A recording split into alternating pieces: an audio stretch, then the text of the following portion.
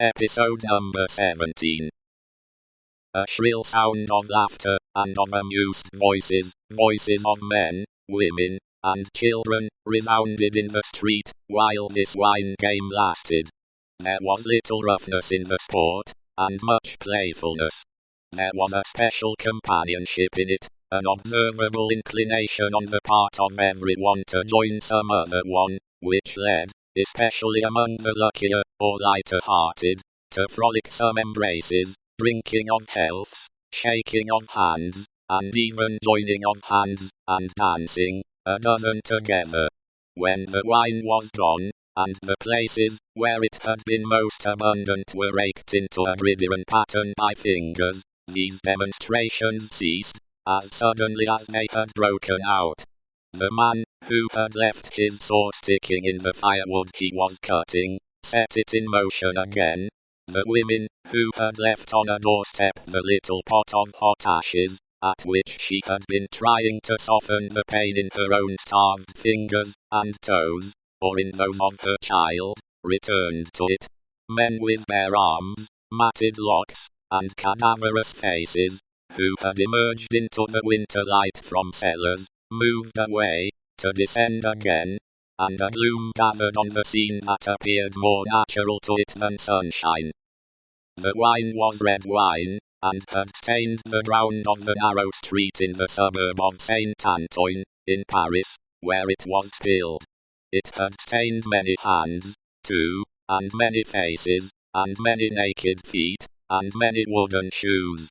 The hands of the man, who sawed the wood, left red marks on the billets, and the forehead of the woman, who nursed her baby, was stained with the stain of the old rag she wound about her head again. Those who had been greedy with the staves of the cask, had acquired a tigerish smear about the mouth, and one tall joker so besmirched, his head more out of a long squalid bag of a nightcap than in it, scrawled upon a wall with his finger dipped in muddy Winley's blood. The time was to come, when that wine too would be spilled on the street stones, and when the stain of it would be read upon many there. And now that the cloud settled on Saint-Antoine, which a momentary gleam had driven from his sacred countenance, the darkness of it was heavy. Cold, dirt, sickness, ignorance, and want, were the lords in waiting on the saintly presence, nobles of great power all of them, but, most especially the last. Samples of a people that had undergone a terrible grinding and regrinding in the mill, and certainly not in the fabulous mill, which drowned old people young, shivered at every corner, passed in and out at every doorway, looked from every window, fluttered in every vestige of a garment that the wind shook. The mill, which had worked them down, was the mill that grinds young people old. The children had ancient faces, and brave voices, and upon them, and upon the grown faces, and ploughed into every furrow of age, and coming up afresh, was the sigh, hunger. It was prevalent everywhere.